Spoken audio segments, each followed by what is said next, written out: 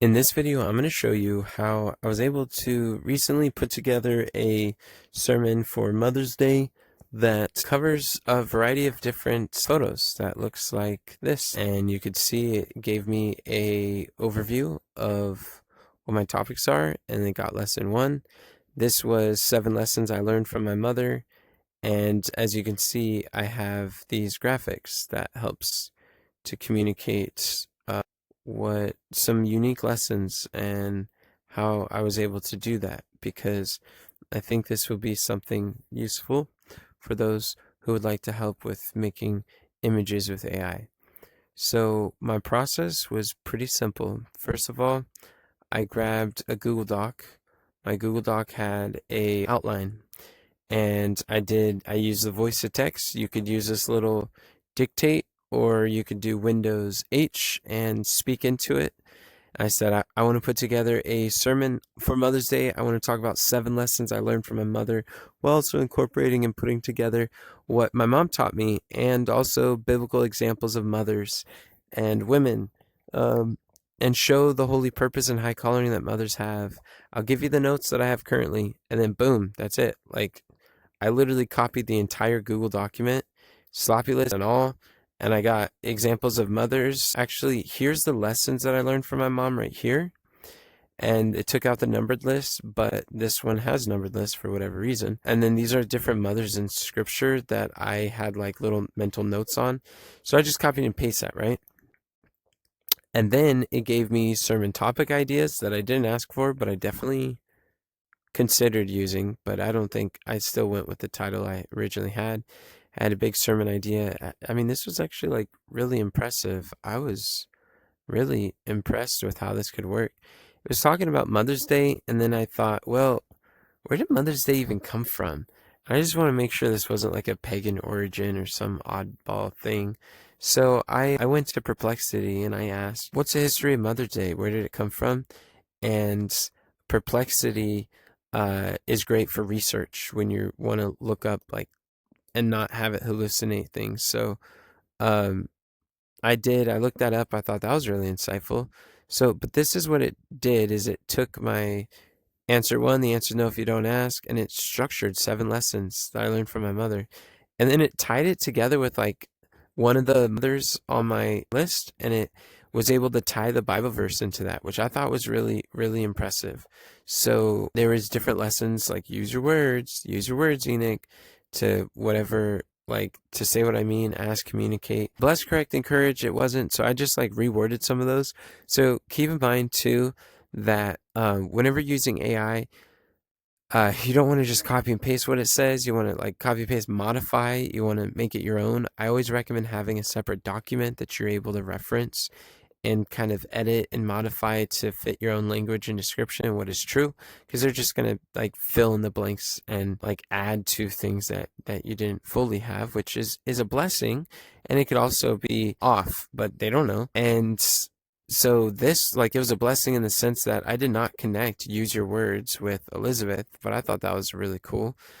Buy for less, sell for more. That was one thing that I said. And then it has Matthew 25 about the parable of 10 talents. I'm like, oh, I could talk about that. I didn't say anything about a virtuous woman, but it pulled up all these Bible verses about the virtuous woman selling. I'm like, yep, I'm going to use that. I like those verses. I've done that on another presentation. So I thought that was really, really profound.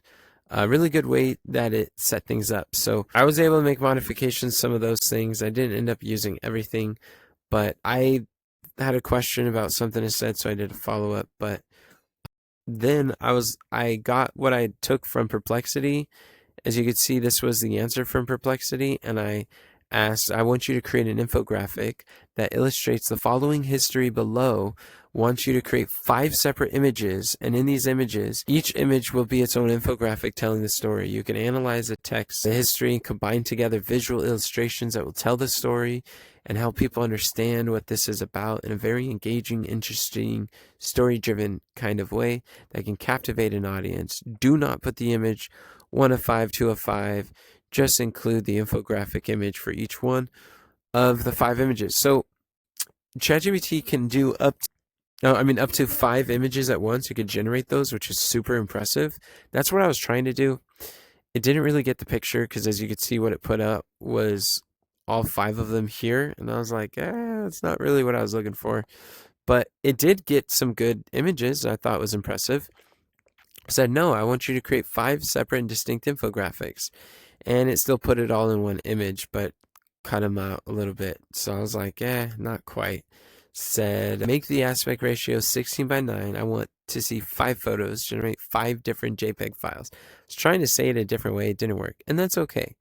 So then I got another idea. Can you generate just the first image? Boom, that was a keeper. That was good stuff. I'm like, all right, this is working. Now generate the second. Now the third. And then it was asking me which one I like better, and I like this one. Now the fourth, and now the fifth. So it remembers the context of your conversation, so you can kind of describe back and forth what you wanted to do. But I thought that was good, so I used that in my sermon. And then I said, now I want you to take my sermon outline that is in my notes, and I want you to extract every image that you can and turn it into an image, the Bible verses, concept, visual metaphors, examples, things that can go along with the message. I want you to share with me a list of AI image generation prompts. So now what my goal is, I'm going to give it my sermon notes that I have, that I like copy, paste, modify. This is after I edited stuff. Now this is my actual sermon notes. And now I want it to give me the image generation prompts, the prompts that will make slide by slide that you saw at the beginning of this video. So that's what I was doing here. And then I was like, follow the best practices for generating AI. So I want to use these illustrations on a slide presentation. All of them will be 16 by 9 ratio, but just give me a list of images and prompts that I could use based on the sermon outline I give you. So this is the stuff that I gave it and the different things I want to talk about. Let me skip all that stuff. And then it gave me a lot. It gave me this prompt, but I noticed it didn't have any of my scriptures. It didn't have the lesson I learned from my mother. It was more of just like illustrations and images. So I'm like, yeah, I mean, those are cool, but I actually wanted the slide. Like this says lesson 2, and then it has different visuals for that lesson. That wasn't what I wanted. So I skipped down and I was like, wow, that was a really long list. But then I said, I want you to take my sermon outline. This is my notes. And I want you to extract every image. What did I do differently here? It almost seems like I copied and pasted it. Let me see. Yeah, no, I mean, it looks like I did the same prompt. So no wonder I got the same results. I don't know what that was about, but wow, that was a lot. So I skipped through all that. I'm like, that's not what I want. So then I said, no, I want image prompts that include Bible verses verbatim, lesson from my sermon notes with quotables and a similar items. I don't just want an image, I want a slide that is going to be displayed on a projector for an audience. So that time I gave it more context, more details, and then I got much better results. So even with this prompt, it's going to do what you tell it to. So I copied this and I pasted it. And I liked most of these. It started to drift towards the bottom, like with the lesson, like this, don't quit. That wasn't don't quit. That's not what I said. But it was like, don't give up 5 minutes before the miracle. So it got that. So I actually copied, I think it was from don't all the way down, or maybe it was lesson 2 all the way down, something like that. And I modified them. So you could see, I just scrolled down to the bottom and I pasted one at a time, one generation at a time, not trying to do all 7 at once. Wow, there's a lot. I didn't even read all that stuff. It gave me the prompt at the beginning, so I just wanted that. And as you can see, just create that. And I copied exactly what it said was a description. Here's a title text. And if there's anything I didn't like, I tweaked it a little bit beforehand. And it gave me this. I'm like, hey, I like it. Looking good. And then I scrolled up and I copied the second lesson. And I was like, this is good. I like it. And then the third lesson, the third lesson, I didn't like how it was worded. So I actually skipped that one. And I figured I want to go with the momentum is, and I just want to get them out first because it was a journey putting this together. I'll just put it that way. So I was doing this for speed which ones needed the least editing for the prompt. So the fourth one was good. Fifth one was good. I liked it. The sixth one was awesome. But one thing I changed on here, it was showing like a cracked vessel, but I like kintsugi. It's a Japanese metaphor that I've preached about in the past, so I wanted to kind of go into more detail there. So I just reworded. I put that word there, and then it created a kintsugi pot, which is cool. I really love this photo with Jesus. So respect others, especially children. And then I went to lesson 3 after I was able to modify this stuff. There were some things I wanted to change, so it did. Oh, I was thinking like a mother standing bravely with her child on a hill looking down on a city filled with opportunity. That's the line that I changed because I don't remember what it said, but I didn't like it. So I figured that would be better.